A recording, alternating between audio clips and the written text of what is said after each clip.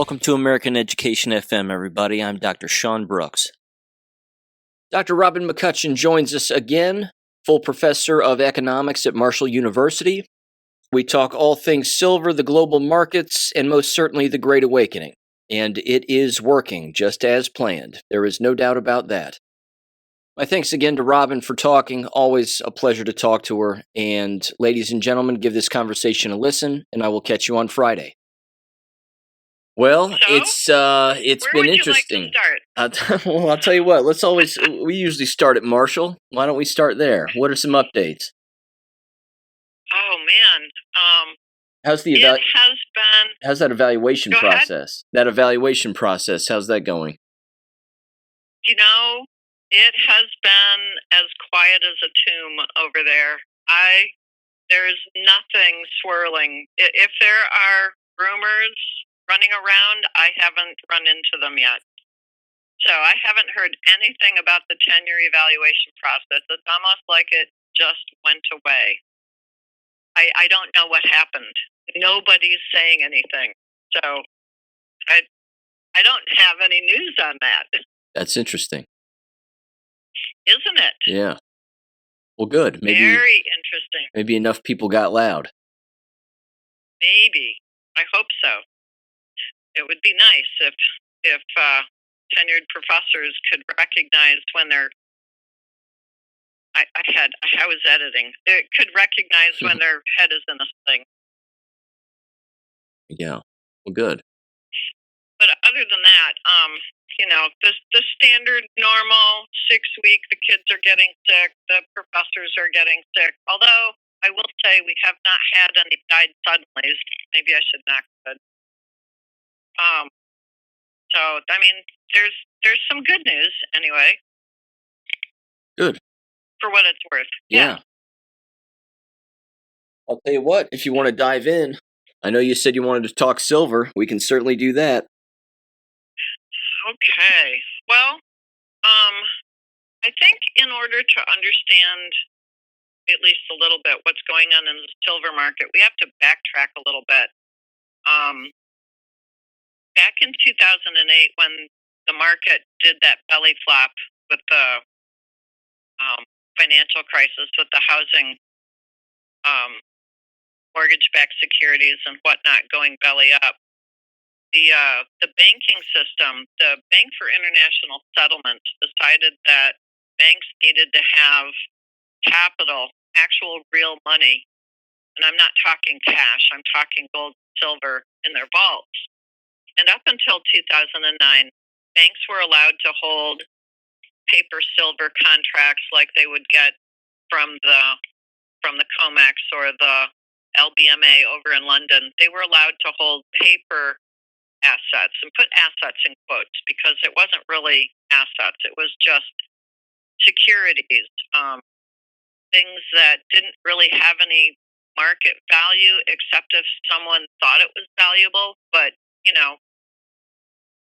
it wasn't real money. So up until 2008, banks were allowed to hold, I'm just going to call them securities. They were allowed to hold paper securities in their vaults against the liabilities that the banks owed. And then we have the 2008 market crash. And so the Bank for International Settlements brought out Basel III, which established capital requirements for all European and U.S. banks, and probably I would guess New Zealand, Canada, and Australia, the Five Eyes, more particularly. And these capital requirements required Tier 1 assets in their vaults. And that was roughly when gold started being looked at as a Tier 1 asset. A Tier 1 asset is considered real money. And so the BIS comes up with this Basel III, and they give banks 10 years, 15 years to kind of get their affairs in order and build up their capital requirements in their vaults. And the Basel III requirements were sort of put off and ignored and shoved down the road until we get to 2025. And in July, that was when the requirements really started hitting the banks pretty hard. The Basel III requirements, the BIS was not going to be put off any longer. And around that time, silver was reclassified as a Tier 1 asset as well. So what we saw in July 13th, I think, silver took a big bump up in price. It went from like $35 to somewhere over 43 or 45, and everybody got excited, and I saw that happen, and I just went, I wonder what changed. Well, I went back and looked, and I was like, oh, okay, I see. Basel III is beginning to kick in. So we roll forward into late December, and because the banks are now required to hold gold and silver in their vaults, over the last, 5-10 years, the big central banks around the world in China, Russia, India, Saudi Arabia, these banks start buying gold by the ton. And I noticed this years ago, and I kind of scratched my head and went, gee, how come these guys are buying gold all of a sudden? Gold is supposed to be a barbarous relic. That's what Ben Bernanke told us in 2006. It's a barbarous relic. Why are you holding it? It doesn't pay any interest. Well, that's true, but there's no counterparty risk either. So anyway, by the time we get to December, banks, not just central banks, but banks are taking delivery on silver and gold to the tune of almost 100% of the contracts coming out of the COMEX are being delivered. They're being asked to deliver the contracts that are being bought. And I think that's one reason why we saw the push up in the price of silver from December to just about the end of January. I mean, in December, on the 18th, the price of silver per ounce was about $67. And I just looked this morning, and it's 81. But we know what happened after the end of December through January. The price of silver exploded to almost $121, $122 an ounce? Yep. And then on the 29th, we saw some very interesting goings on. We saw contracts being sold like they're worthless. Nobody wants silver contracts. And the market crashes from 121 down to around 110, and then it comes back a little bit. And then on Friday, January the 30th, that whole thing goes again. Only the price of silver crashes from 118 down to about 74. Then it recovers just a little bit to around, I think it was around 83. And that 2-day process was where the large banks were selling all their silver shorts. And they're basically demanding delivery. Now, one of the guys that I've been following, a Clive Thompson, who's a pretty brilliant English guy over in Switzerland, he made the comment that in the month of January, 98% of silver contracts were demanded for delivery. Normally, it's about 5% of contracts. And so his comment on this was basically what we're seeing is a run on the bank, only it's a run on the COMEX. Then last week, the same thing happens. Even though the price of silver doesn't drop precipitously, in fact, it climbed up a little bit, a couple dollars here, a couple dollars there. All these contracts are being demanded for delivery. So that first week of February, from the 2nd to the 6th, almost 19 million ounces of silver were taken delivery out of the COMEX, leaving the COMEX with about approximately 103 million ounces in their vaults. Now, here's the problem. That 103 million ounces in the COMEX that the COMEX can deliver It's called registered, which means the COMEX owns it. They can deliver it. The COMEX also has an additional 294, let's call it 294.5 million ounces, and it's called eligible silver. What that means is somebody else owns it, but that somebody else is storing it in the COMEX vaults. So here's the question. On February 9th, Basel III went into full effect. All banks have to have 85% of their liabilities have to be covered by gold or silver, a tier 1 asset. Or they could have cash, but mostly gold or silver. So here's the thing. Now the banks have to have silver. And there's the amount of contracts that are supposed to be delivered on February 27th is in excess of 429 million ounces. COMEX only has 103.5 million ounces. So there's not enough silver to be delivered. And so what COMEX has done in the past, and there have been 2 or 3 times when this has happened in the past where, like in 1980 when the Hunt brothers cornered the silver market, COMEX just changed the rules. They upped margin requirements. They made it impossible to buy silver at lower prices. They made it only possible to only sell silver. The COMEX is notorious for just changing the rules in order to benefit the big banks and not the retail dealer and not the retail holder of silver contracts. So there are lots of people watching what's going on in the COMEX to find out not really how are they going to react, but what are they going to do next? Because they've been raising margin requirements for 8 weeks. A little here, a little there. And what that does is it washes out the small investor. Somebody who's only put their 10% down now has to put more money into the COMEX to keep their position alive. And if they don't have the money, that position is sold out. It's just sold. It's gone.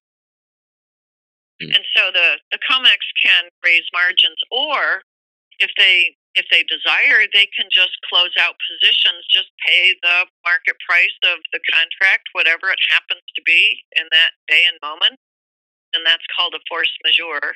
They can do that across the board. And there really isn't a third option except to just go belly up. Admit to the entire world that they've just been a fake and a farce. That they've been selling, it's almost like a Ponzi scheme in paper contracts. The people who get in there, buy their silver contract and take delivery, they're the ones that are going to get the hard silver in their hands, and everybody else is just standing around thinking that they own silver contracts or that there's silver behind the contracts when there really isn't. And part of the problem for the COMEX is, depending on who you're listening to, there's somewhere around 250 people standing there with paper contracts and not an ounce of silver behind it. For every one person who has a contract that gets delivered with silver. 200. It's like playing musical chairs with 250 people in the room and there's only one chair. So what's the I've been watching. Yeah, well, I was going to say, what's the prediction with that then, long term? I think, and I know this is going to just sound really batshit crazy, but I think the white hats are going to drive the COMEX out of business. And back in 1980, when the Hunt brothers cornered the silver market and basically the COMEX drove them out of business, there was nobody else really in the world where you could go buy and sell. There was no other market really in the world. Not so much. Not the LBMA so much. But now we have other markets, right? We've got Shanghai. We've got, China is buying and selling silver, even though I don't think you could actually get it out of the country. So I think the white hats are going to drive the COMEX right out of business, and the LBMA as well over in London. I think what they're doing is they're showing people how the game is rigged against them so that people will stop thinking that these silver contracts are real silver and recognize that these silver contracts are just paper with nothing behind it. That's what I think. And the real test is going to be at the end of February, where March deliveries are 429 million ounces from the COMEX, and they got nothing. Well, I mean, they've got 398 million if they steal everybody else's silver from the eligible pile, but they're still 31 million ounces short. Yeah. And what people need to realize is that for the last 5 or 6 years, the amount of silver coming out of the ground is way less than the amount of silver that's being demanded in the markets. We have been in deficit territory for 5 or 6 years, to the tune of about 200 million ounces every single year, which means we're eating away at our silver stockpile. And it's not like you can just print silver. Right. So, yeah. And most of the silver, probably 60 or 70% of the silver that comes out of the ground every year is used up in production of, batteries and cell phones and solar panels and, military type products. It's considered used up because there's no way to retrieve it. Let me say it this way. There's no economical way of retrieving the silver out of your cell phone or your solar panel.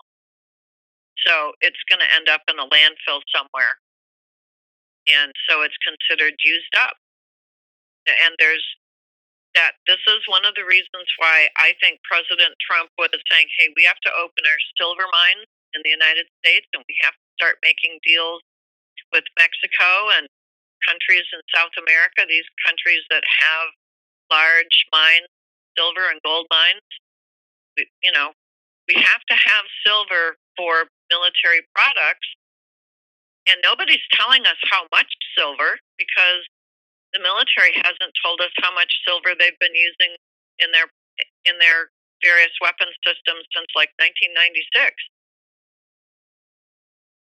So we don't really know how much silver they're using. We can have a stab in the dark at how much silver goes into bars and coins and jewelry, and we're still short. We're still not bringing enough silver out of the ground.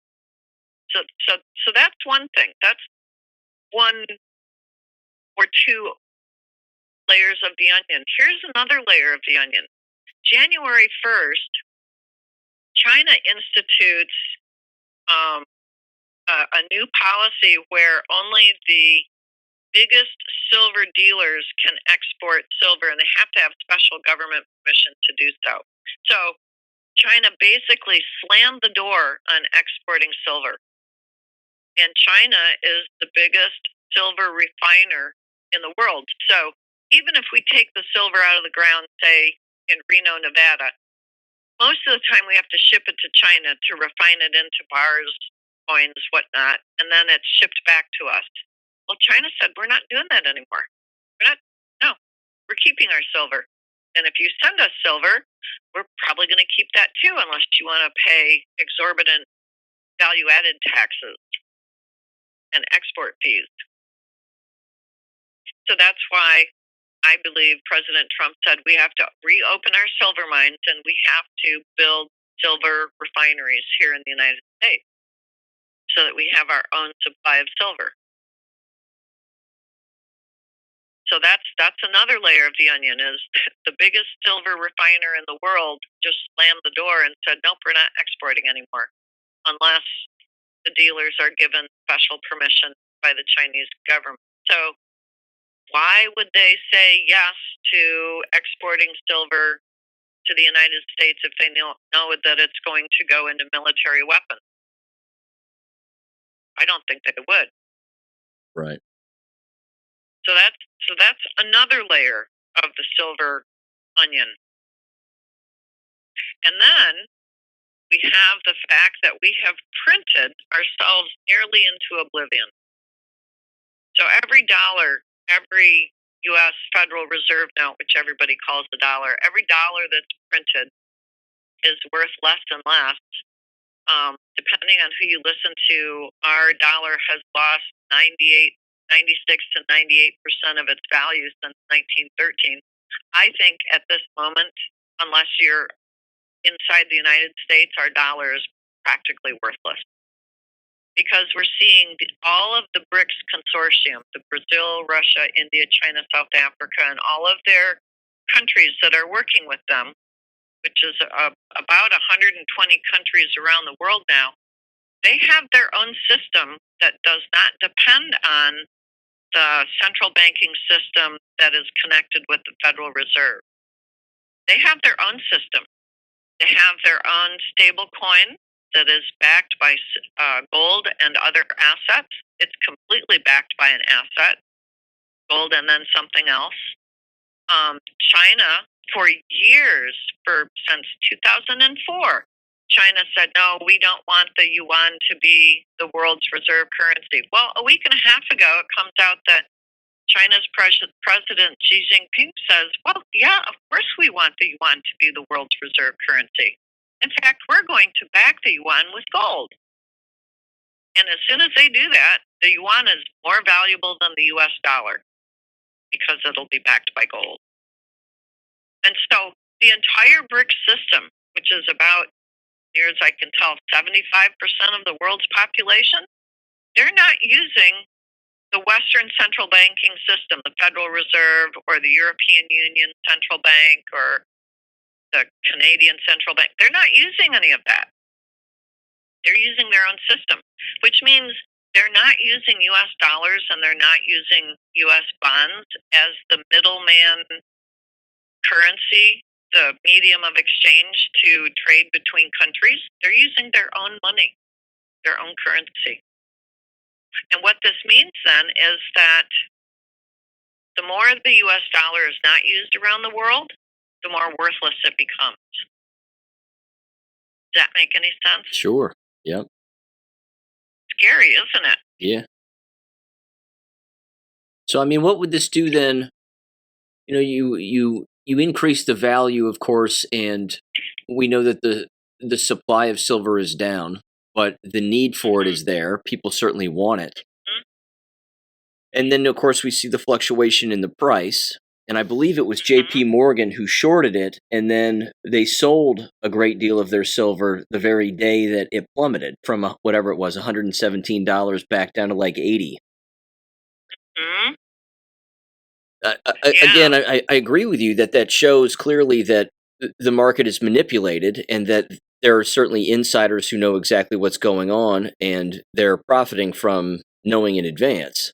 But does that also show that that's where silver is not only going to end up, but ultimately surpass and then plateau? Is well over $120 an ounce? It has to be. Yeah.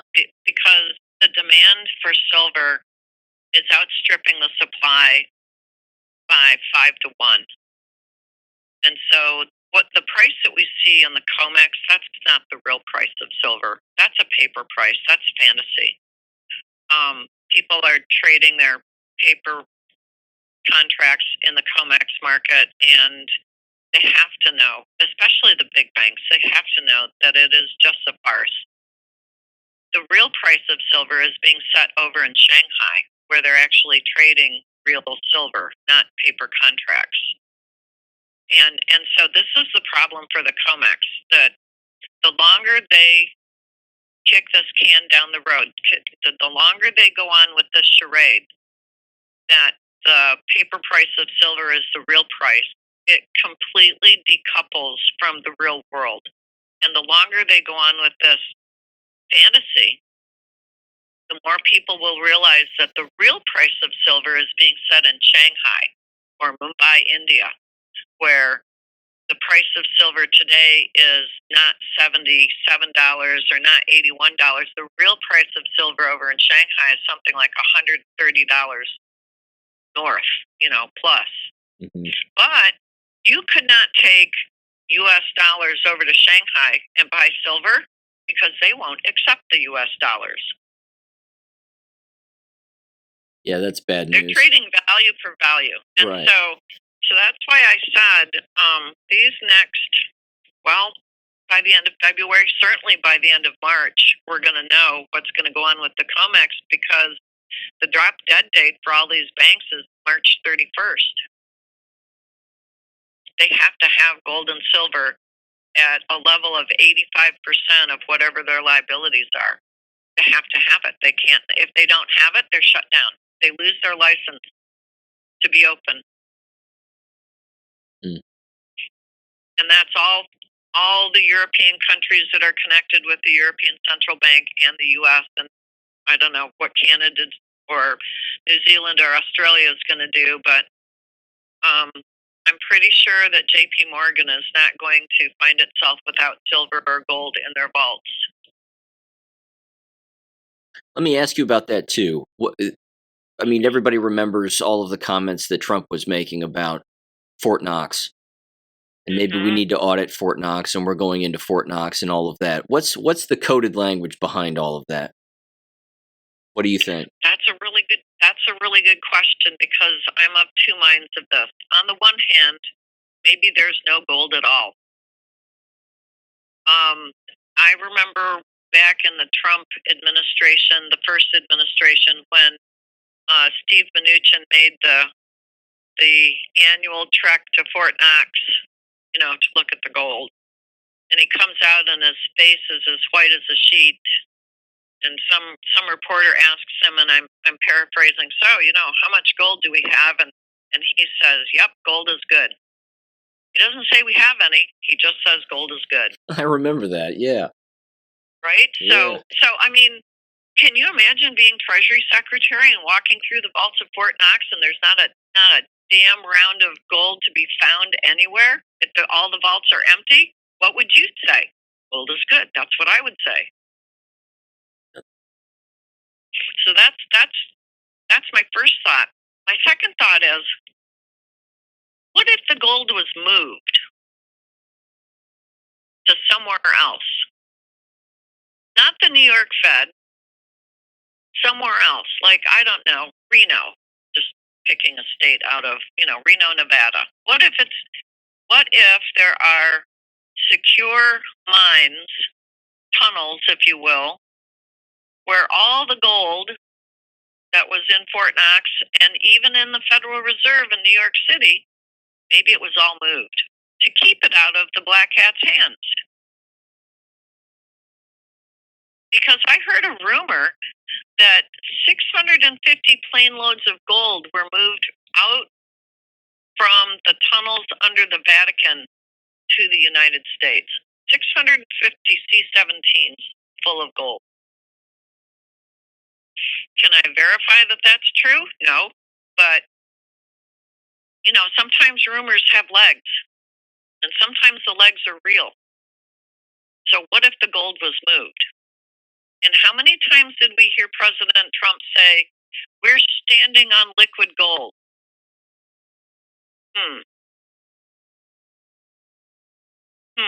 Yeah. Who moved it over to the Vatican, do you think? Was that Obama? I mean, was he trying to bankrupt the United States that way and just saying, hey, here, take our gold, take our money, much like he did with Iran with the pallets of cash and the whole thing? Or like you said, was it purposely moved over there in order to hide it from him? That's a really good question. My sense of that is that it wasn't one president, but I think the Vatican has been collecting gold for centuries. Yeah, I mean, think of the Crusades. Right. That's only 700 years ago. Whoever has the gold rules.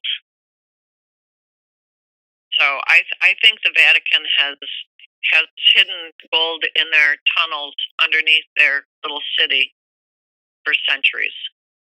I don't think it was just Obama. Gotcha. So, you know, here comes the crux of it. That as more countries around the world refuse to use the Federal Reserve note or even U.S. Treasuries as their medium of exchange, the value of our currency collapses. Now, the only reason that these black hats have any power is through the control of currency. So if you wanted to take the power away from the black hats, what would you do? I'd collapse the currency. And then I'd reintroduce a new currency backed by gold and silver that the black hats don't control. Because the only way to kill that monster is to deprive it of the power that it needs to survive. And part of the power that it needs to survive is money. Yeah, that's very true. I'd take the money away. No kidding. I would take the money away. I would do everything. I'd print the country into oblivion. I'd print the country into Weimar Republic area. I'd collapse that currency all the time while I'm saying, hey, our currency is strong, knowing it's not. But then also saying, hey, maybe you should get you some gold and silver, citizens. China's been telling their people to buy gold and silver for almost a decade now. And in 2022, at the end of February, Russian President Vladimir Putin backed the ruble. Every ruble, for every 5,000 rubles, it was a gram of gold. So he backed the ruble with gold. The country of India is making moves to back their, a rupee? They're making moves to back the rupee with gold and silver. Same thing in Saudi Arabia. Same thing with countries around the world. We're moving into a multipolar world, which means that the Federal Reserve and the European Central Bank will be absolutely, totally busted. Because those are the banking systems. The Western central banking system has been the moneymaker for the cabal, the deep state. That's why they've been able to survive for so long. I mean, they were going to collapse the currency anyway and then move us into some kind of a digital paradigm, where everyone was captured. I don't think that's going to happen now. So if I was the White Hats, I'd collapse the currency. I'd print so much it'd make people say, what are you doing? And then at the last instant, as the last person looks at their totally worthless Federal Reserve note, the last instant, if I was President Trump, I'd say, look, here's a new U.S. note printed by the U.S. Treasury, backed by gold and silver. Ta-da! Now the cabal has nothing. Yeah. Let me ask you power. Let me ask you this then, too. I mean, there's endless people all over YouTube, of course, and endless people have all these shows, and they talk about currency all the time, and certainly the central bank digital currency. Given everything that you just said, of course, and I agree with it, what is it that the people like Whitney Webb don't get? Because, again, she's always out there and she's talking, and again, she's very bright. I'm certainly not disparaging her by any stretch of the imagination, but she's out there consistently talking about the central bank digital currency and Palantir, and, this is the way that it's going to be, and there's no avoiding it, and it's moving in this direction. I mean, what is it about the current markets that either she's missing or willfully ignoring or whatever, to where, again, she just thinks that it's this slow drive right into a central bank digital currency and there's no avoiding it? That is a really good question. And I'm not sure I have a very good answer for it, because I've listened to people like her, people like Catherine Austin Fitts, and they're smart women. I'm not sure. I don't understand what they're not seeing. And I don't know. Maybe it's sort of along the lines of, if it bleeds, it leads. If they sell fear enough, they'll get clicks. I mean, I'm truly certain that there was a time when the World Economic Forum and the Davos clique thought that they had all of this under control and that they really were going to move us into a worldwide digital currency, and it would be the last door shut on humanity, where humanity was not able to be free, because that was the direction they were taking us. But I don't understand how people like Whitney Webb and Catherine Austin Fitts and other people who are still dooming all over the place don't see the other side of what's happening, like you and I do. Right. I don't have a good answer for you. I don't know why. It's like they're stuck in this. Maybe they're controlled Yeah, go ahead. Maybe they're controlled opposition. Maybe they really don't see what you and I see. I mean, maybe they're not listening to News Trees and Dave or Rambo and Friends, or some of the other people that we kind of lend an ear to and ponder on. Maybe they don't see it. Maybe I'm not seeing. Maybe the stuff that I'm looking at is complete fantasy. Trump will back the U.S. dollar with gold and silver. But I think that President Trump has given us enough clues, especially with this new pick for Federal Reserve Chair. What's his name? Warsh? Yep. Yeah, and I know that a lot of the people around President Trump are what we would call gold bugs. They want the U.S. Treasury backed by gold. I know Judy Shelton does. She hasn't stopped talking about this for 6 years. And so, but I think some of it might be sleight of hand. It's like a magician's trick. While you're watching his left hand, his right hand is pulling a rabbit out of the hat. And so I think some of it is misdirection. I think, again, if I was President Trump, I would be doing everything I could to keep the enemy off balance and misdirected, so that they don't have a clue what's going on or when anything is going to happen. And wasn't it President Trump himself who told us way back in 2016, never again are we going to tell the enemy what we're going to do. We're never going to tell them. We're never going to give them the heads up ever again.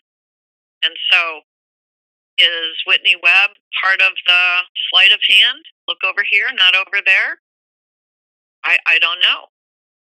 I have a tough time wrapping my brain around why these people refuse to see, or if they are seeing it, they're not talking about it.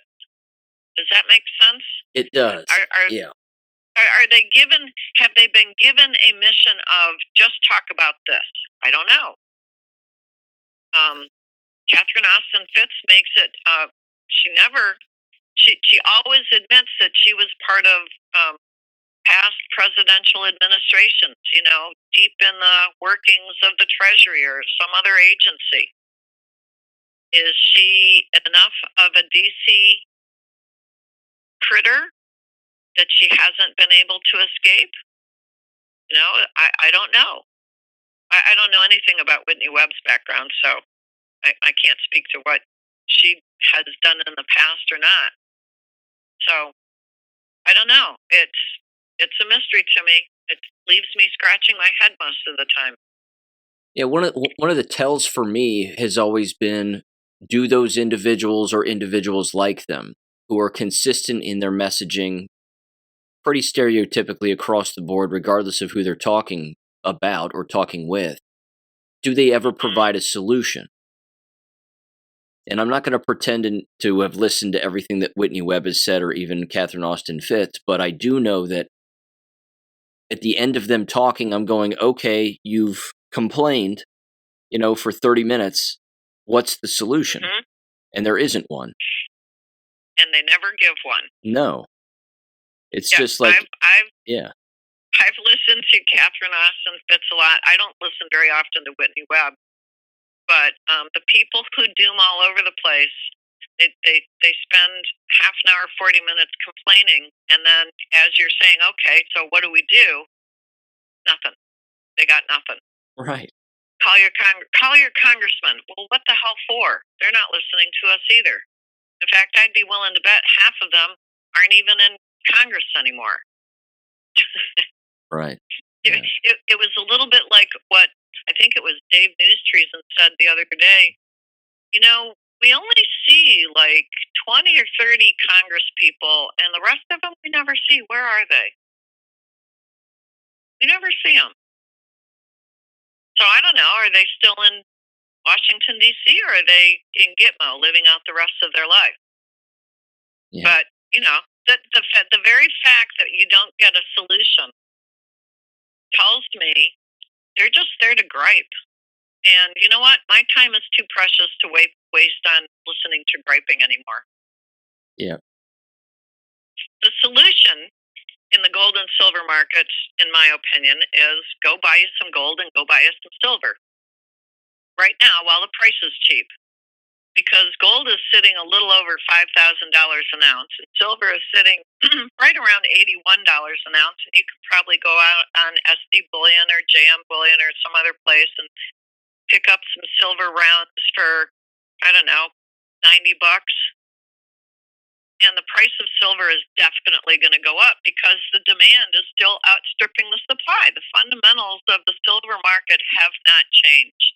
And that was why that big crash on Thursday and Friday, January 29th and 30th, was such a wild ride because I kept looking at that going, that doesn't make any sense unless somebody's trying to get out of their silver shorts. Right. I'm glad you mentioned that too. When it comes to, of course, individuals acquiring this currency if they can, and I want to preface this, of course, by saying, I mean, not everybody, of course, and certainly not me either, can just drop what they're doing and be like, oh yeah, I'm going to go buy an ounce of gold. I mean, people aren't sitting on $5,000 at all, but. Right. I mean, you have approximately 11 to 15% of Americans actually own any silver whatsoever. So it isn't many, but there's a little, I don't know if I'd call it a loophole or just kind of a little inroad here. But I've actually experimented with the purchasing of silver on eBay. And I can tell you. You're a brave man. Oh, I know, and I'll tell you what, it's legit.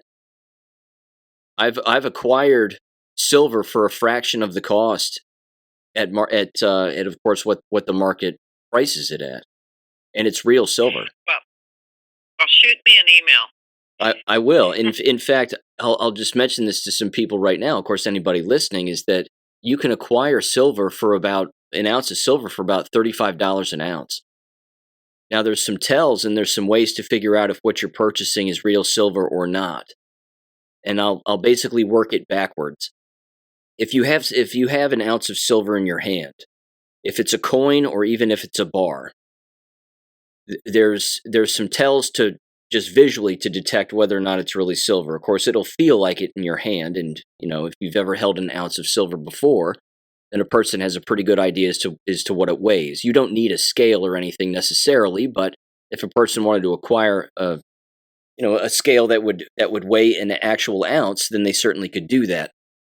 But if it's, like I said, if it's a round coin or if it's a bar, you want to make sure that it has the grooves on the side of it. That's kind of the first. That's one of the first tells, and if those grooves are deep, then that's usually a pretty good indicator. So that would be like a first test, for example, that it would pass. The next test is it magnetic or not? And silver, of course, along with gold, is not magnetic. So you put a magnet up against it, and the magnet will just slide right off. That's usually the second and most reliable test that it's not, that it's legit silver. The third is you can put a block of ice or a piece of ice on the silver, and the silver will melt the ice right in front of your eyes almost instantaneously. Wow, I didn't know that. Yeah. So again, I'll give people a quick example. I got burned once, but it wasn't like I didn't take a hit financially or anything. I purchased a what was it? It was just an experiment. I went to one private dealer in the United States for a silver coin, and it was whatever it was, $16. And this was whatever it was, 3 weeks ago. And then 4 weeks ago. And then another dealer for a Scottsdale Mint silver bar, both 1 ounce. Again, about $12, $16 for each. The bar shows up and it's magnetic. And I went, okay, not silver. Maybe silver plated, maybe just straight up metal, but not silver. The coin that I acquired was silver, 100%. Again, not magnetic, melts ice instantly, and it's not a U.S. round. It's not like a Liberty round, for example. It has a horse on the front. It has Prince Charles's face on the back. I mean, it's got some weird stuff mixed in with it, but again, it says Year of the Horse on the front, but it still says, 0.999 silver. And again, it's legit. So I went back to the same dealer and I acquired basically the rest of what he had, which was whatever it was, 5-6 ounces, something along those lines. At again, $12, $16 an ounce. Which again, if you, of course, there's the whole, there's the well-known saying, if it's too good to be true kind of thing. But I mean, it is legit silver. It passes every single test. But I got burned on the Scottsdale Mint bar, but then I found another one, again from a different dealer in the United States, and it had grooves on the side of it as opposed to the smooth one that I had acquired that wasn't real. And I purchased it, and it showed up, and it's legit silver, 100%.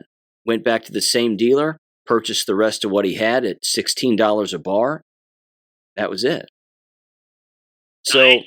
yeah. Well, so I mean, I'm basically telling people again, you can get on eBay and you can bounce around at these lower prices. Again, I'm looking right now. And I just acquired this. I just made a purchase for this just the other day. There's a coin on eBay. If you just type in 2025 Freedom Girl Silver Round Shield, 1 ounce, 0.9995 silver, a fine silver round coin, collectible. I'm looking at it right now, and they're asking $35.20 for it. And they have 3 available. So how can they be selling these at basically a third of the price that we're seeing just on the COMEX or JD Bullion? I don't know. It's almost like it's a black market. It might be. Yeah. Well, I mean, yeah. It's real, but they're selling it kind of like under the table, so to speak. Because you go to a JM Bullion and you're not only paying that day's market value for what it is, but of course you're being taxed on it, and then there's shipping and the whole thing. Whereas with this, it's not necessarily free shipping, but it's certainly close, and it's not expensive in the slightest. In fact, here's exactly how I came across this, quite by, I don't know, call it divine intervention to some extent. I got on eBay just out of curiosity because I have some challenge coins, just basic like decorative coins kind of thing that, run whatever they run, $10 a piece, something along those lines. And they're just cool, just cool to hold on to and whatever else. But I got on there and I was just looking for a coin with Jesus on it. And I typed that in. And the first thing that popped up was a 0.999 silver round with Jesus on the front, and then a silver shield on the back that says 1 troy ounce, 0.999 pure AG. And I bought it.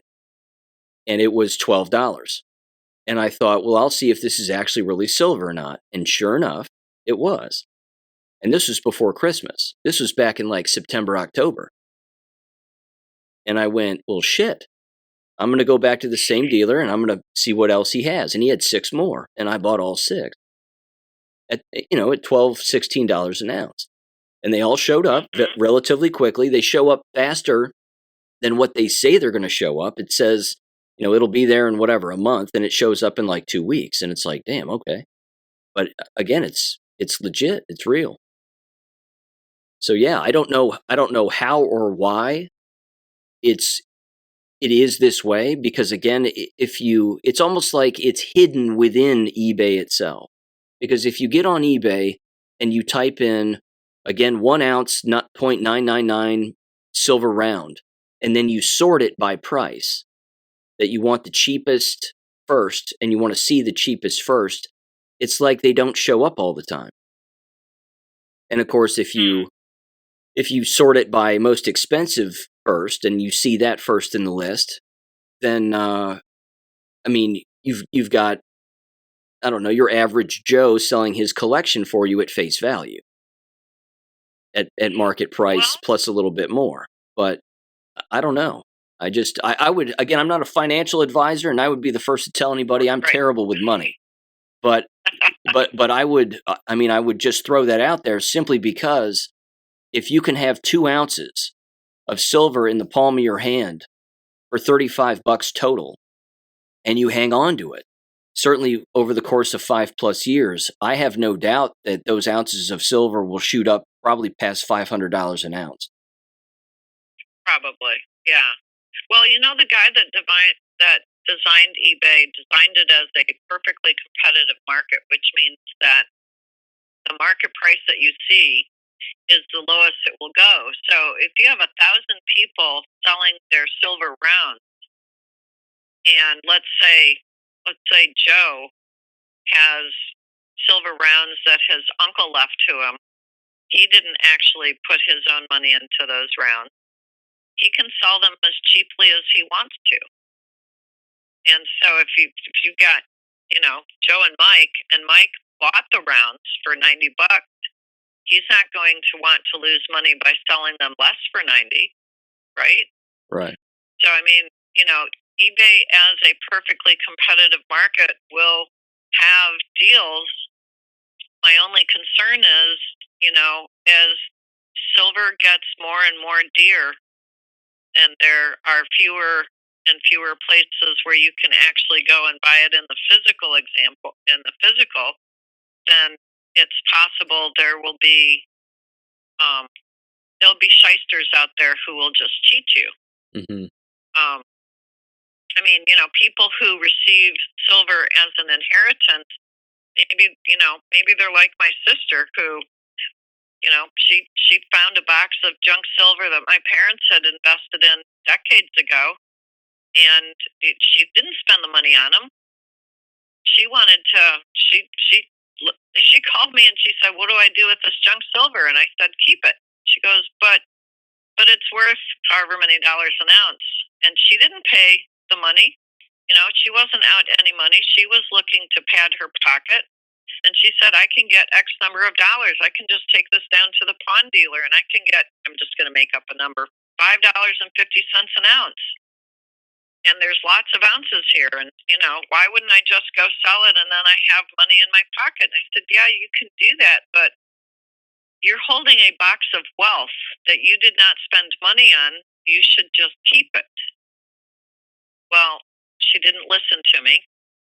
And she went off and sold that box of silver for whatever amount of money she could get from it from the pawn dealer, which means she was probably, she ripped herself off, right? Because she gets this box. She hasn't put her own money out to buy the box of silver. And she goes and sells it and pads her little pocket. And now silver is 10 times the amount that she sold it for. So, pawn dealer gets a box of silver and it's junk silver. It's numismatic coins from parts unknown.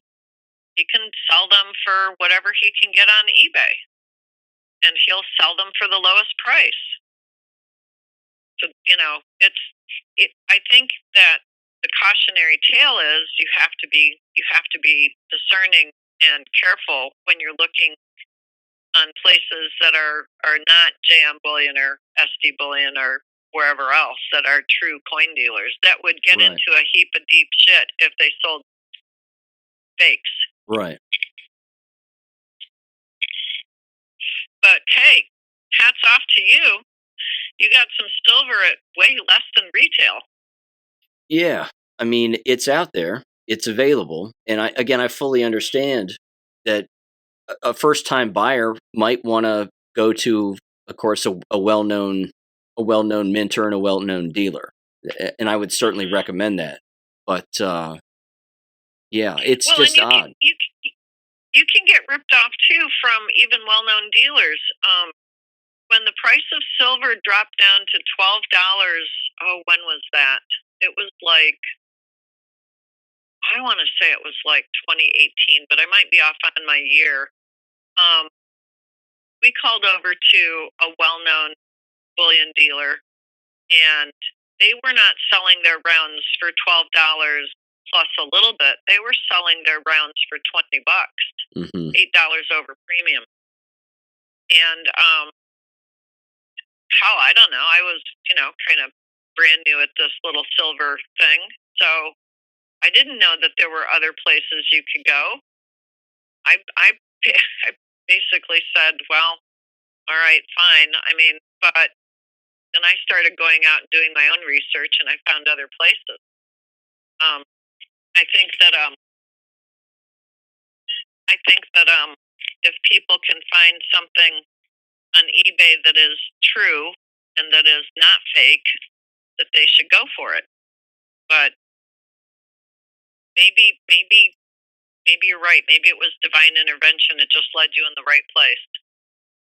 Yeah, it's just, I mean, it's an odd looking market, but I've watched these prices again go up and down with the market. And sometimes these sellers will almost, I mean, who's to say if they really disappear or not? But when the silver market skyrocketed, of course, people were selling silver on eBay like nobody's business because, of course, the price was upwards of $117 an ounce. And, of course, people are wanting to buy it not for that, but they're, trying to buy it for something less if they can.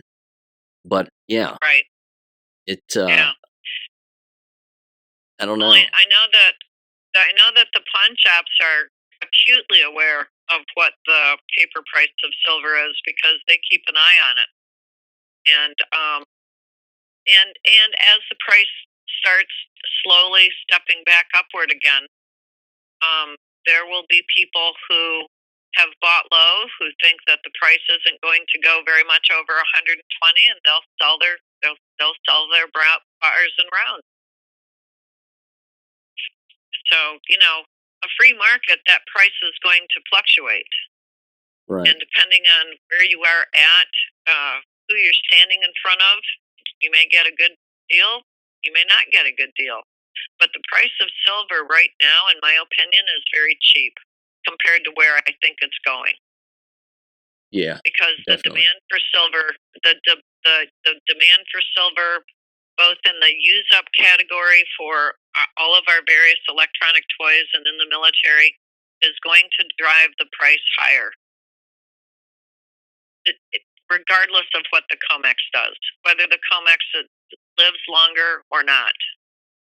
But again, if I was the White Hats, I would want that particular entity to go away because, as far as I'm concerned, they're just playing with they're just playing a giant Ponzi scheme. That's my opinion. Yeah. And eventually, the real world will intrude, and we'll find out what the real market price of silver really is, and it's much higher. Much higher than 120 an ounce.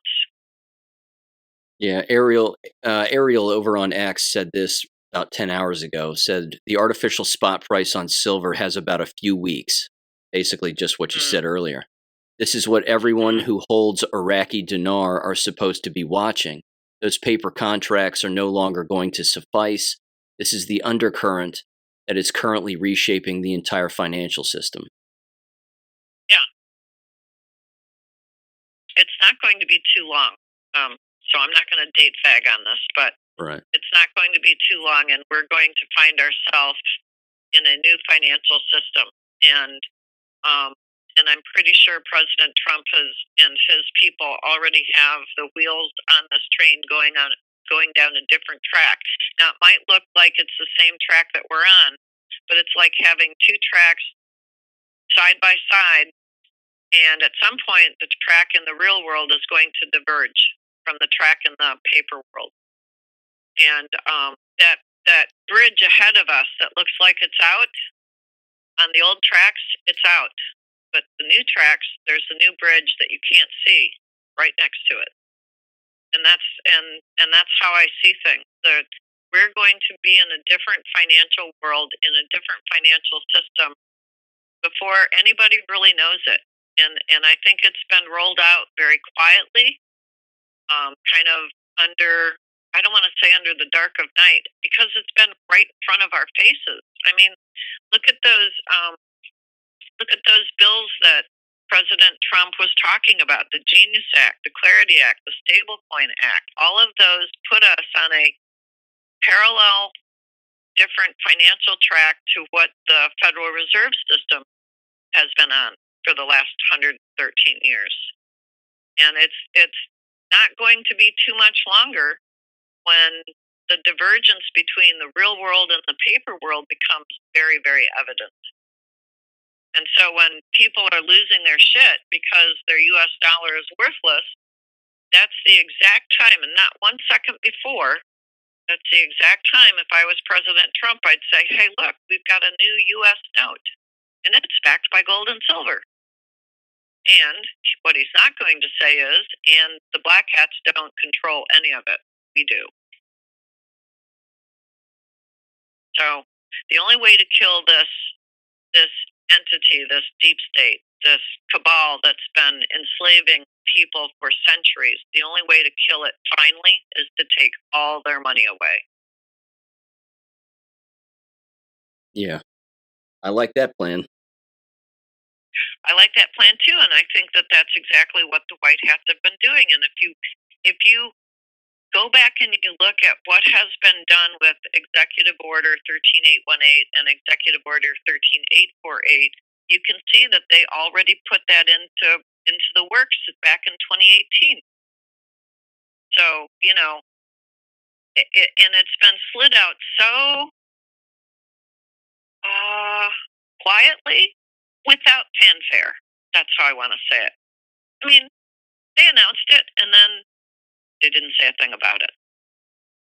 And then we get all this Epstein stuff. And then all of a sudden we see people resigning all over the place. Well, we've been seeing people resign from big corporations for the last 6 years. I mean, wasn't it one of the Q drops that said track resignation? See who's resigning, who's leaving for family reasons or ill health. Yeah, a lot. So I think, yeah, a lot. And I think all of this has been, I called it a magic show. Really good magicians can make you look at what they don't want you to see what the left hand is doing while they're flitting their right hand around. You're focused on the right hand, but the left hand is doing something right in front of your face, but you're not watching it. And that's what President Trump and the Q operation has been doing for at least the last 10 years. Yeah, I remember reading that Q post about gold. It was Q post 2619 on December 12th of 2018. And an anonymous person just asked, question, do we have the gold? And they said, yes, gold shall destroy Fed. Yeah, and Fed does not mean the Federal Reserve. I think in this case, Fed means the Foreign Exchange Depository. Very interesting. I don't think it means the Federal Reserve. I think FED means Foreign Exchange Depository or Foreign Exchange Department. And Q is right. Gold destroys all fake currencies, especially when you've got 3/4 of the rest of the world using it.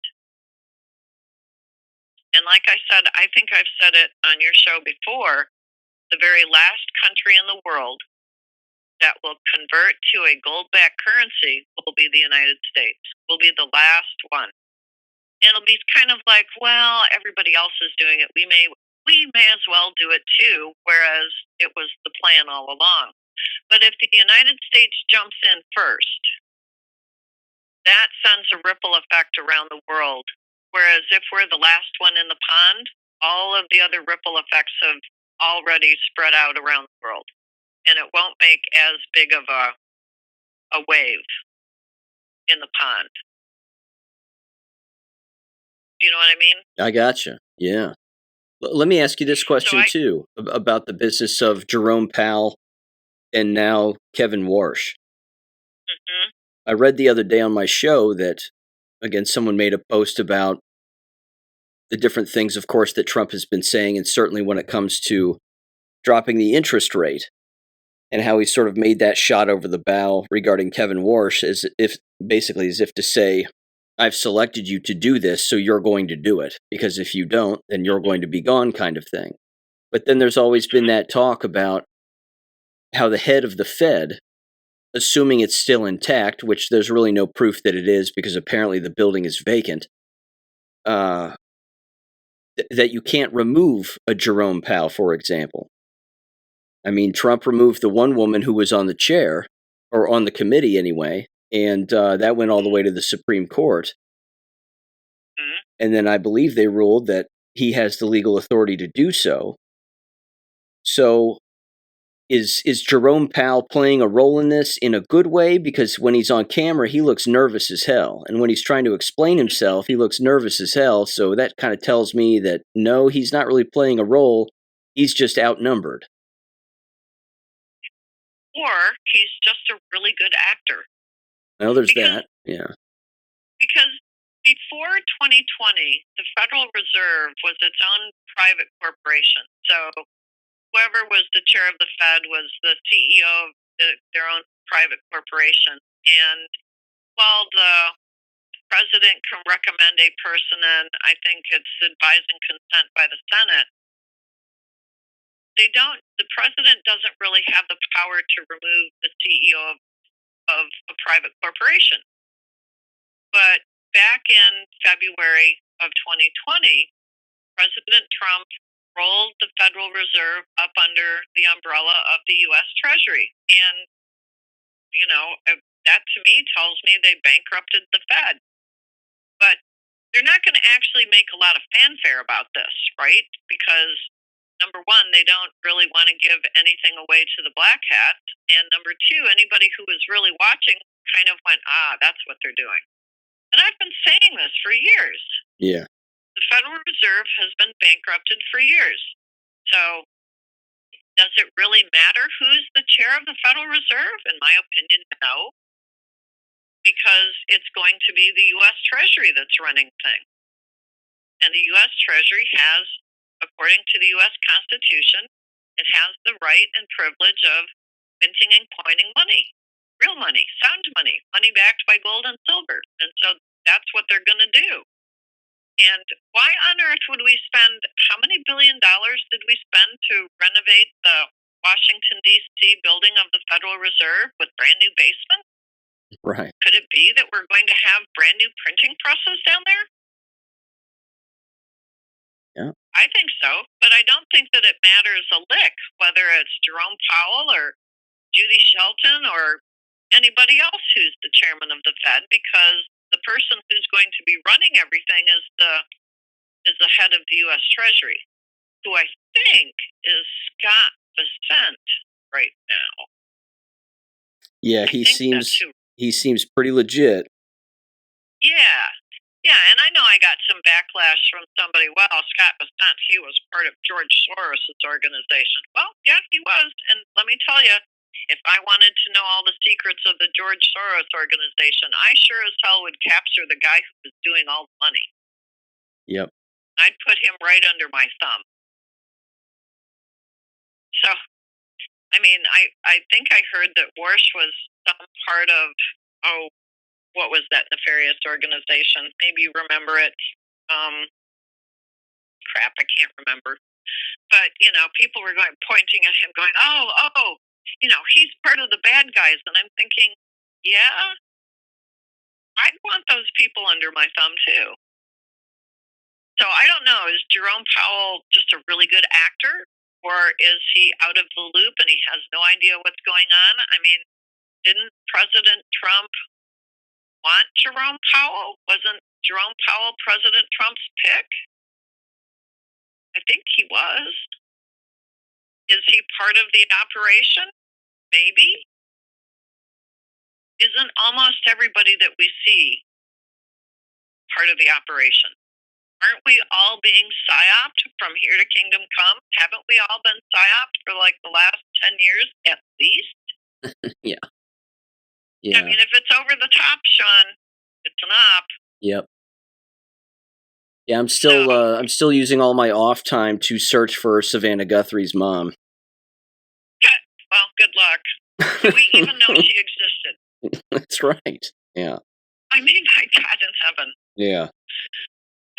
That's a whole nother. That to me is like the third circus circle inside the big tent. Oh, look what's happening with Savannah Guthrie's mom.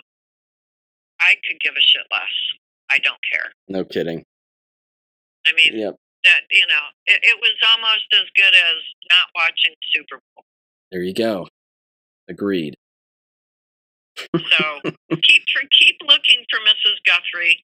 I'd be willing to bet that she's just another one of the actors. I mean, how many times did we see that clip where Savannah is saying the same thing that the actor did in, what was the name of that movie? Silence of the Lambs. Yeah. Right? And I'm scratching my, now I never watched that movie because that one was a lot of shit that I didn't need running around in my head. But I'm looking at that going, I know there's a comp here, but I didn't watch the movie and I sure as hell don't want to watch it now. So what are they trying to tell us? It's just a movie? It's just a movie, Sean. Yeah. It doesn't take away from the fact that Savannah Guthrie's a horrible person. And probably, again, went along with the treason and sedition of the 2020 stolen election. Mm-hmm. But, yeah. Yeah, and people keep pointing at her saying, well, she was the one who put President Trump, the laser eyes about QAnon. And poor President Trump is sitting there going, I know nothing about QAnon. And I'm thinking, inside he's got to be laughing his ass off. Oh, sure. Because all of this was a piece. It was all a part of a staged production. They each had their parts in the script, and Savannah Guthrie looked like she was going to take her mask off and show us the demon she really is. And President Trump is saying, I know nothing about QAnon. I mean, I hear they like me, but what's he going to say? Right. Oh, yeah, we've got this operation going, and by the way, y'all are toast? No. Yep. No. So, I mean, if Guthrie's mom really, truly is real, if she's really, really, truly been kidnapped, then I hope she's returned whole and complete. But I suspect that this is just another waving of the hands, getting everybody to watch something so they're not paying attention to what else is going on in the world. So what else is going on in the world? Well, isn't it interesting that Guthrie's mom was kidnapped, put kidnapped in quote, kidnapped just as soon as the Epstein files were dropped, 3 million documents, which nobody has the time to go through except using advanced AI. And how much of those documents were real? We don't know. Do we? No, not really. No, we don't know. And then I hear 2 or 3 days later, oh, well, they've got lots more documents to dump. And I'm thinking, oh, yeah? And then yesterday, supposedly, according to the FBI, Congress could go in and look at the unredacted pages, which turns out they're redacted too. So, as far as I'm concerned, this is just the white hats turning the screws on the black hats. We've got all this evidence that we could be letting out. It's had the desired impact with some of the people that are in those files, which is good. Like you said, plenty of resignations, right. People leaving, having to explain themselves. That's all good stuff. Right? I mean, we've already gotten scalps this week. Mendelsohn quit. Keir Starmer's, I think his chief of staff quit, or some deputy director, some guy high up on his staff quit. We got the Queen of Norway fumbling over herself, and we've got William and Kate have finally come out of hiding. If those are really William and Kate, because they don't really look like them anymore. I think it's them, but yeah, you're right. We haven't seen them in quite some time, and they certainly used to be public figures, and not so much anymore. So somebody got to them. Right. I mean, just how many of the people do we see on TV really are themselves? I mean, Thomas Massey hasn't looked like himself since just after the Tucker interview. Like 4 weeks after Massey's wife passed away, died suddenly. I'm thinking it's witness protection. All of a sudden, Massey looks different. So I don't know. Is that the real Thomas Massey, or is that some guy in a mask? Beats the hell out of me. Yeah. So I mean, I think that I think what happened was that the top of the deep state pyramid was taken out probably during Trump's first administration. And I think the middle layers, which were all the corporations, the heads of corporations that were black hats, I think they were either flipped or they were taken out and replaced with someone in a mask.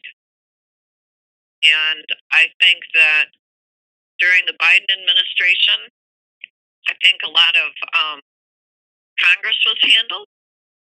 They were either flipped or replaced. We don't see a lot of them these days. We only see 20 or 30 of them regularly. The rest of them we don't see. And I think what we're watching right now is we're seeing the very bottom of the pyramid, all the minions, the separate little cells that are activated through blackberries. I don't know, I'm making this up. But, or, people in local government who are turds, all the shit's floating to the top. And that's so they can get scooped up. Yep, we knew we had 15 or 20 people over in this little podunk town in the middle of Idaho. Now we got them. Yeah, it is interesting how out of the 400 plus congressmen and women, you really only see about 6 or 7 on television. Seems like you'd see them a little bit more. Right. Exactly. And how can we account for the entire city of D.C. being basically emptied after the Biden inauguration in 2021? I mean, we had Richard, citizen journalist, we had praying medic, we had Nancy Drew, at least those 3 and others walking around downtown D.C. during those first few years, 2021, 22, and it sort of petered out by the end of 2023, going, man, this town is dead.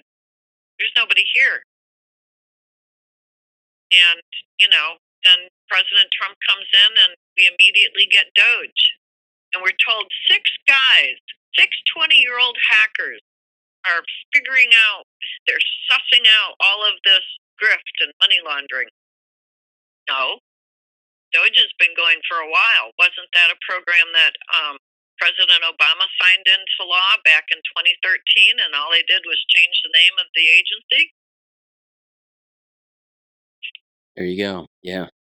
So I mean, when you think about it, and then President Trump brings Palantir into it. And I know that people are pointing at Palantir. Oh, it's deep state.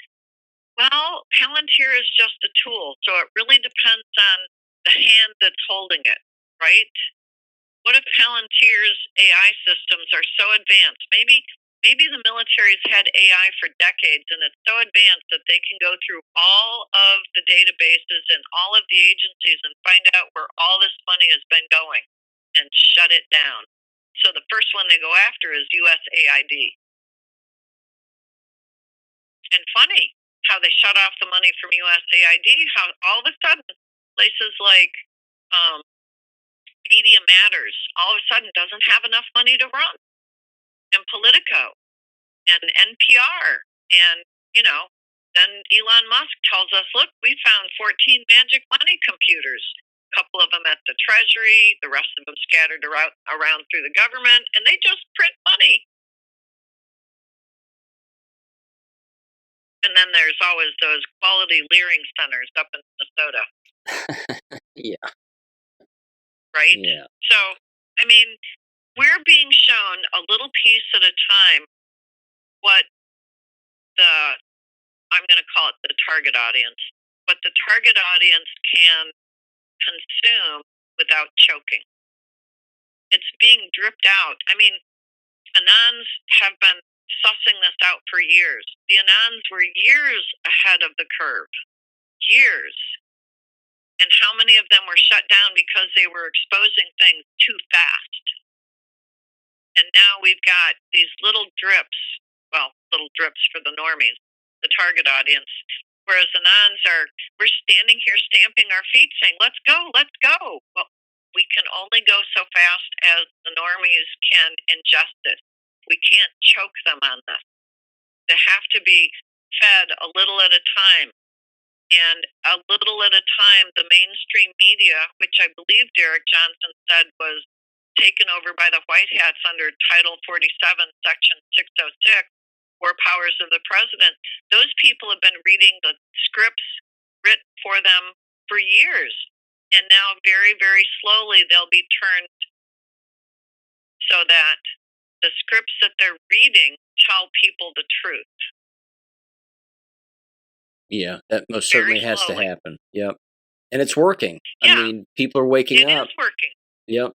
Exactly. And I think it's Dave Newstreisen who keeps saying, look, you get these controversial conversation topics in order to talk with people. I mean, the Savannah Guthrie's mom being kidnapped, that just provides a topic of conversation. And from there, you can lead people around the top of the rabbit hole and maybe halfway down into it. And the more conversation you have, the more people start asking questions. That breaks the brainwashing. Asking questions, the Socratic method breaks the brainwashing and the propaganda that these people have been put under the spell of for decades. Yeah, I tuned in. The programming. Agreed. Yeah, I tuned into Fox News just very quickly at the top of the middle of the day, about noon, I guess, yesterday. And again, it was wall to wall coverage on that. And of course, they're all going around the circle, and it's whatever their stereotypical ex FBI agent, and she shows up regarding every fake school shooting and every other fake psyop. So it's like, okay, she's there. And then you've got a lawyer and then an ex-cop and whatever else. And I'm saying this is absolutely hilarious because they're all not asking the one question that should be asked, which is, what if this just didn't happen? Right. But they can't ask that question. Well, exactly. But come on. That would expose the whole magic trick. Well, correct. I mean, but at the same time, like a viewer, for example, would be asking that question, which is what's waking up the viewer. Because the viewer would look at a broadcast like that and be like, wait a minute, you're acting like this is all real. What if it's fake? I mean, that's an awake person. And then that person tells other people, and then, yeah, the veil lifts, which is great. Yeah. Well, the one question that we have all been taught not to ask is, what if what we're watching is fake? We've all been taught never to ask. We don't even think about asking that question. Yeah. So, it's the person who has broken out of the programming that's going to ask the unaskable question.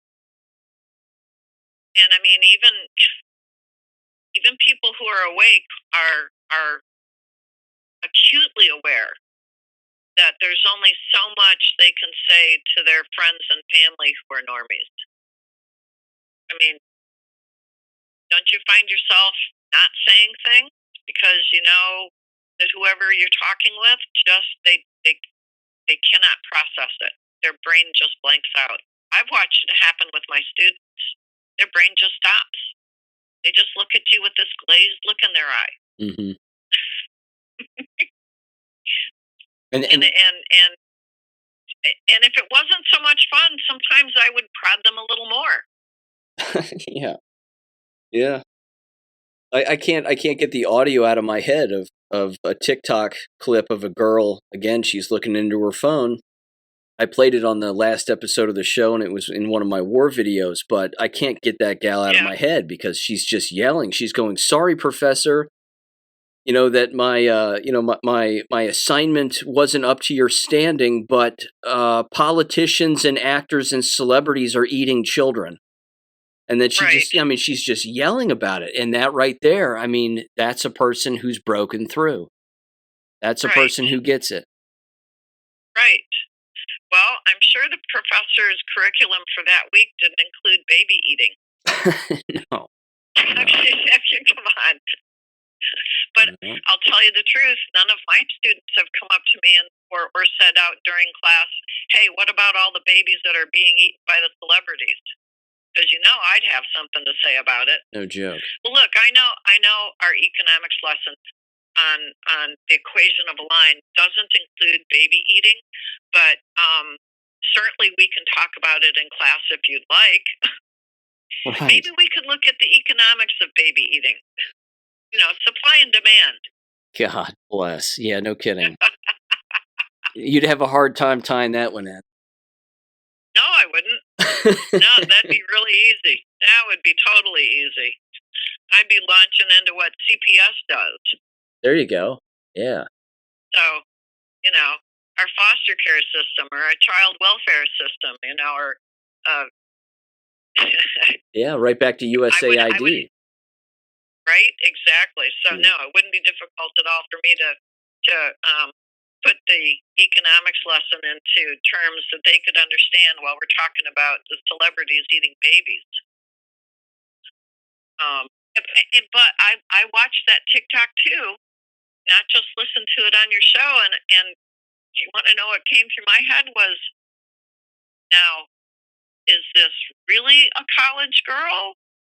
Or is this somebody who was handed a script and said, just do it really well? Yeah, I got to tell you, this is the part where you lose me on some of that, and I know that that Dave, on Rambo and Friends, I can listen to him for a great deal of time, but he even gets out to a point where he thinks everything is fake. He thinks that every single person that you see is fake or controlled or scripted or whatever. And I disagree with that because that discredits the human existence altogether. There are good people and there are bad people.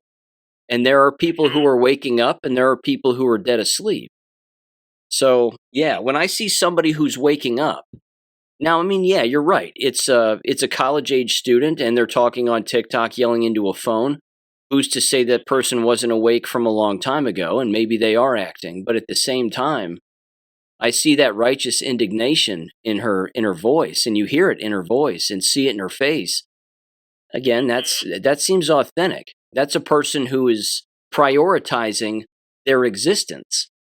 And that, that human element cannot be, I don't think, discredited. But yeah, I certainly know that there's people out there who ask particular questions and say particular things, certainly on purpose to get things riled up, like a Jesse Waters, for example.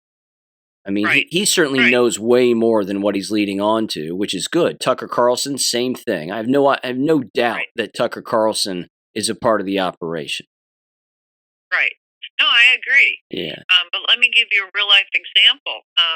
Way back in, probably like the fall of 2020, when I figured this out, I kind of made a comment to my sister or sent off an email, check into this. And her response was, "That's batshit crazy. What do you think the movie stars in Hollywood are eating babies? That's batshit crazy." So I kind of left it laying on the floor, and here we are. We're rolling on 6 years later, and I'm waiting for the phone call when she says, "Did you know that the stars in Hollywood are eating babies?" And I'll refer her years ago where I said that, and she called me batshit crazy. That's when I know that the sacked out of sleep normie on the West Coast is actually awake. Or something was said by someone who she respects, which isn't me. And that's when she'll come back around and say, "Did you know?" Well, yeah, I did, and you called me batshit crazy. Right. That's okay.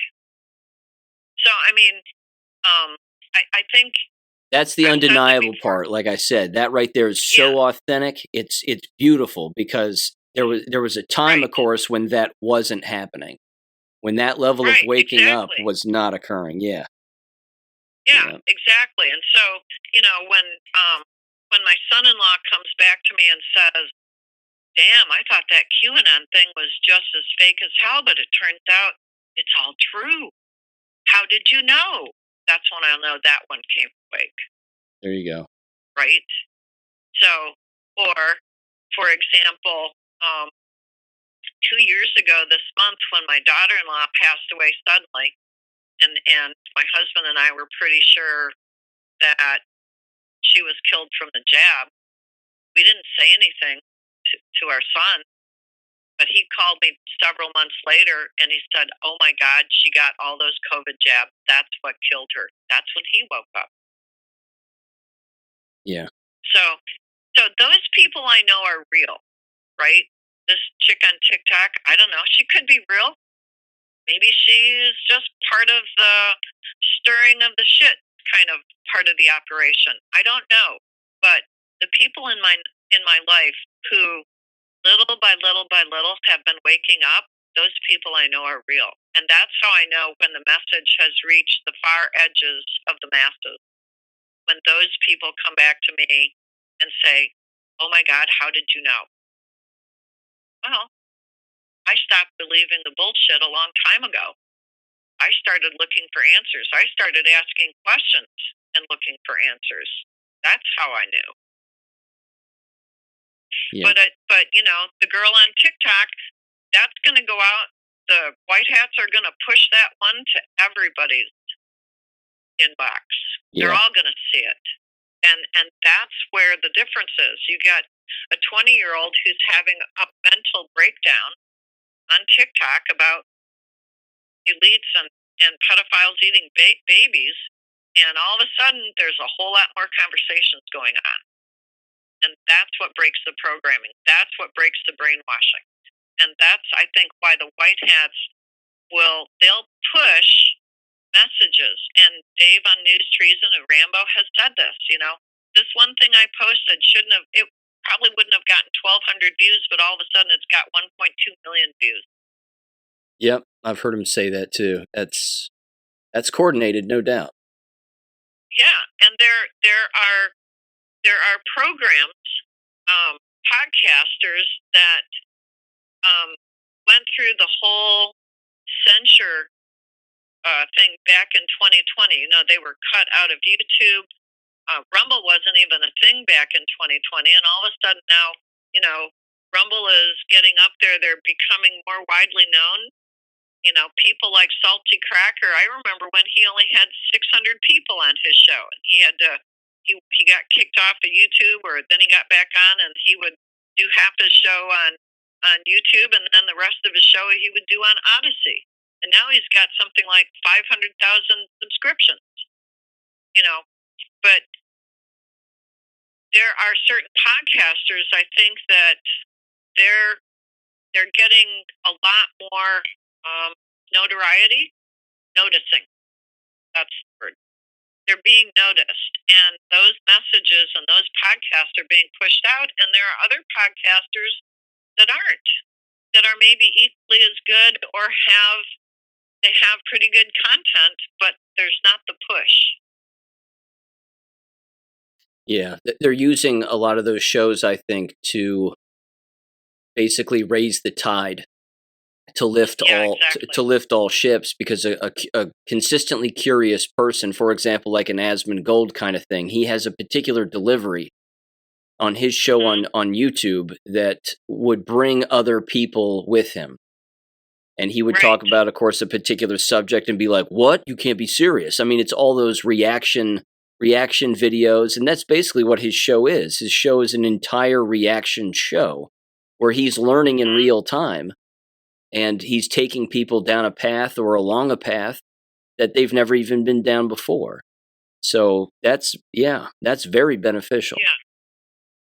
And so, I think this is all part of the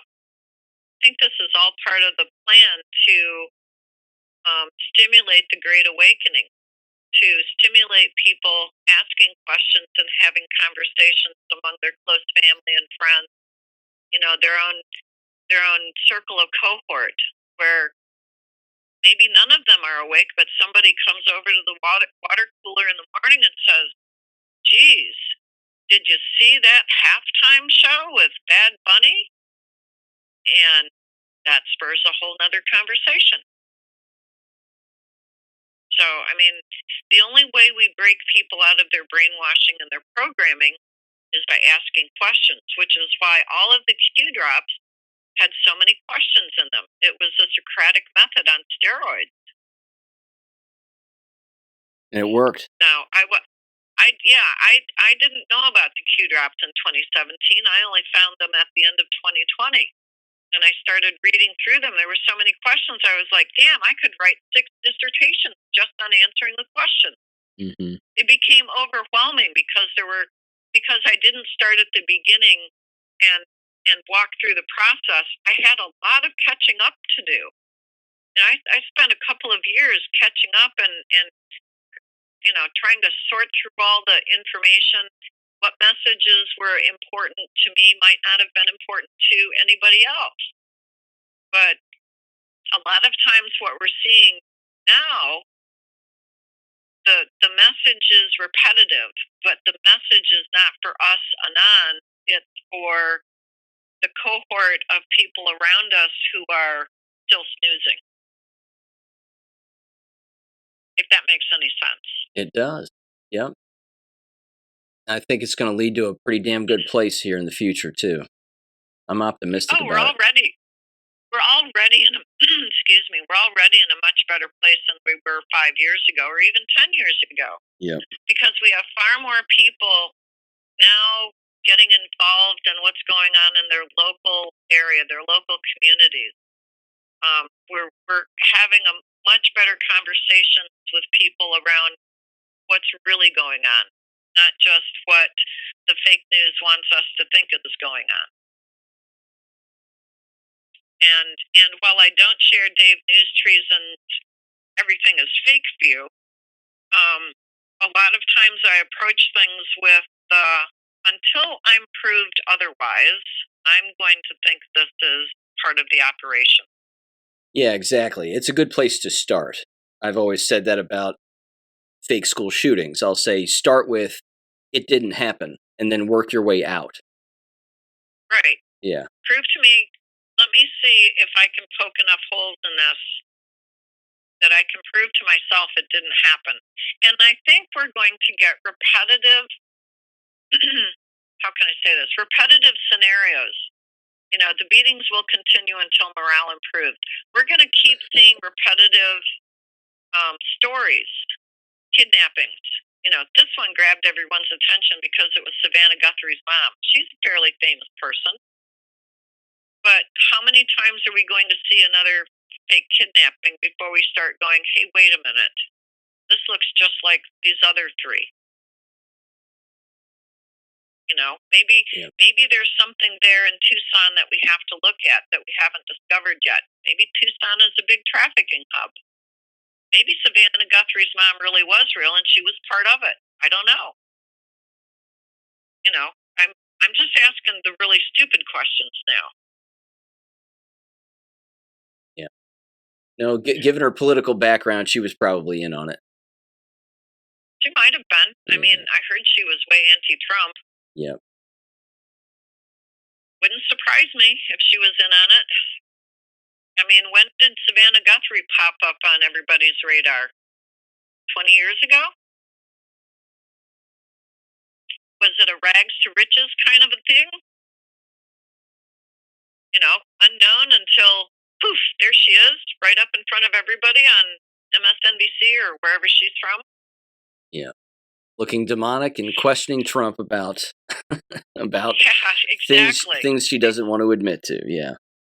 Exactly. I mean, if it really is true that the people who are really famous were part of this, God help us, were part of the child trafficking and the baby eating and the dismemberment and all those satanic rituals, if that really is true, then everyone we're looking at is part of it, and they're being exposed. Yeah, and it can be something as simple as turning a blind eye too. I mean, that's sure, yeah, and that's part of it too. So, yeah, I think the beatings are going to continue until morale improves. I think we're going to continue seeing repetitive scenarios. This one looks just like that one looked like the three others until everybody starts saying, hey, wait a minute. And it won't be Anons because the Anons are miles ahead. We're like, yeah, some of that's fake. Okay, moving on. But what we're seeing out there is not for us. It's for the seagrass. But we're in a good place, and we're going to better places. As far as our financial system goes, in 5 years we're going to look back at this and we're going to go, wow, that went really fast, and now we're in the best place ever. We have a sound currency. Our country is on the right track, and I think that personally, I think the military is going to be backing us on the right track until they finally feel like, okay, we can let go of the reins because we the people have this. They're not going to turn the country loose to a bunch of idiots. So, one of the questions that was asked in the Q drops is something along the lines of what happens after President Trump or something along that. Is there a plan in place for after Trump? And the answer is yes. Of course there is.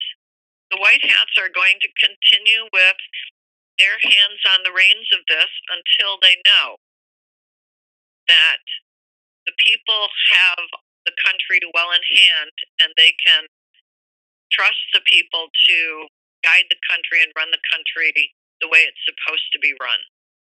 And so I don't have any fears or qualms about the future. We're in good hands.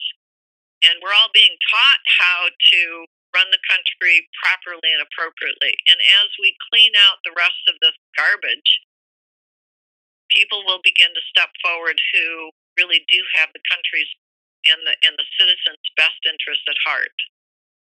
And so we're not just in a good place, but we're going to better places. Thank you for listening to American Education FM. Make sure and check out AmericanEducationFM.com for more information. Take care and God bless.